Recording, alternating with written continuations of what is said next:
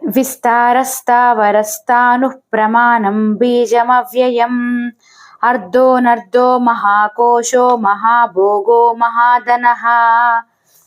భావం: విశ్వతోముఖ దాక్షిణ్యంతో విశ్వాత్మ విశ్వమంతటా విస్తరించి ఉంటాడు. అతని విస్తారం సాధారణమైన విస్తృతి కాదు, స్థావరమైనది. స్థాను రూపంలో అనేకులకు ఆశ్రయమిచ్చేది. తాను కదలకపోయినా ప్రాణికోటి తనలో చేరటం వల్ల అతని విస్తృతికి అంతరాయం లేదు. కొండలు, గుహలు, అడవులు, అర్ణవాలు అన్నీ అతనితోనే ఉండటం వల్ల అతనికి స్థాను రూపం ఏర్పడింది.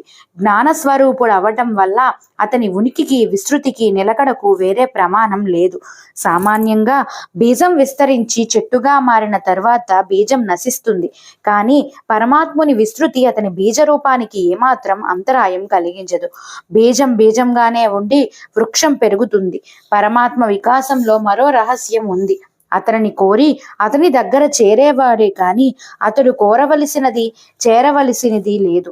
అతని దగ్గర లేని ద్రవ్యం లేదు. అన్న కోశం నుండి ఆనంద కోశం వరకు అన్ని కోశాలకు అతడే కోశాధిపతి. కోరిన భోగాలను అనుభవించి కోరిన ధనాన్ని కొల్లలుగా కూడబెట్టి పంచిపెట్టగల శ్రీమంతుడు శ్రీనివాసుడు.